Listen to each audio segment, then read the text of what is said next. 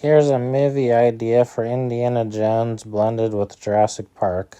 Indiana Jones and the Lost World. Opening scene. We open in a dense tropical jungle with Indiana Jones trekking through foliage. He's older, rugged, but still quick on his feet, hat firmly in place. He's not alone. Beside him is Dr. Ellie Sattler, a renowned paleobotanist who's led him here for an unusual discovery. They're following an ancient map that Jones believes will lead them to an artifact called the Heart of the Dinosaurs, rumored to have powers of control over animals. Scene 1. They stop by a set of massive rusted gates marked with the logo of InGen. The gate, overgrown with vines, seems forgotten and abandoned. Indiana Jones, so this is the place, doesn't look like much. Ellie Settler, it's all that's left of Jurassic Park, after everything. The island's been left untouched, but I came across some data logs pointing to an artifact deep in the island, something InGen wanted but couldn't recover. Indy examines the map, but before they can proceed, there's a distant roar echoing through the trees. Eli's face goes pale. Ellie, that's a T-Rex. It's supposed to be extinct again. Scene 2. They move cautiously through the jungle, avoiding dense areas where they hear the sounds of dinosaurs in the distance. Indiana spots the remains of a destroyed vehicle, half buried in the mud, with claw marks streaking across it. This isn't just a scavenger hunt, it's a dangerous journey. Suddenly, they're ambushed by raptors. Indiana and Ellie sprint through the underbrush, ducking and weaving to avoid the fast-moving dinosaurs. Indiana usually deal with booby traps, not walking lizards. Ellie, not just lizards. Raptors are intelligent. They hunt in packs. Using a whip and quick thinking, Indiana manages to pull a branch down, creating a makeshift barricade, which momentarily distracts the raptors. Scene 3. After narrowly escaping, they find an ancient InGen lab, partially collapsed but still showing signs of experiments. Inside, they find diagrams and sketches of a gemstone with strange properties. The Heart of the Dinosaurs. It's believed to be able to emit low-frequency sounds that control certain dinosaur behaviors. Ellie, InGen was desperate to find the heart.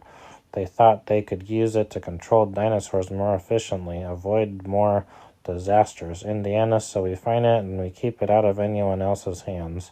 Scene 4. As they move deeper into the lab, they come across Ian Malcolm, who's been quietly living on the island. He has a grizzled appearance, his knowledge of chaos theory only intensified after years of isolation. Malcolm, Indy, Ellie, you two make quite the pair, but if you're here for the heart, then you're treading on dangerous ground. That artifact doesn't just control dinosaurs, it's unstable. InGen didn't understand what they were dealing with. He explains how the heart taps into electromagnetic waves that can both calm and enrage the dinosaurs. Indiana insists on retrieving it anyway, saying it belongs in a museum, but Malcolm's warnings linger in his mind. Scene 5. As they exit the lab, they spot the Heart of the Dinosaurs, a large gemstone embedded in the roots of a massive ancient tree. It is surrounded by several species of dinosaurs that seem almost guarding it, like it's part of their domain. Indiana, great, it's never easy. Ellie examines the gemstone's surroundings and realizes the dinosaurs seem drawn to it like moths to a flame. She theorizes it's emitting a natural frequency that keeps the dinosaurs near. Scene 6. Indiana decides to use his whip to reach the heart. He swings across a chasm and carefully reaches for the gemstone, prying it free. The second he does, a tremor shakes the ground. The dinosaurs, suddenly alert, begin to move erratically and aggressively. The heart is no longer emitting its soothing frequency, and the dinosaurs turn hostile.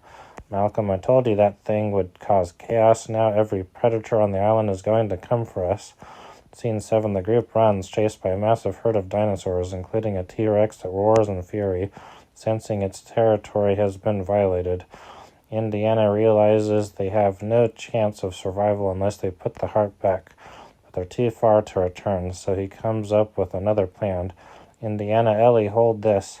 Ellie takes the heart while Indiana scales a nearby cliffside, positioning himself above the T-Rex's path. As it nears, he swings down and smashes the heart on a rock. breaking off a shard and tossing the rest far away from them. The broken heart sends out a wave that stuns the dinosaurs for a few moments, giving them a chance to escape. Scene 8. Back at the lab, they catch their breath. Indiana holds the shard, a small piece of the heart, and slips it into his pocket.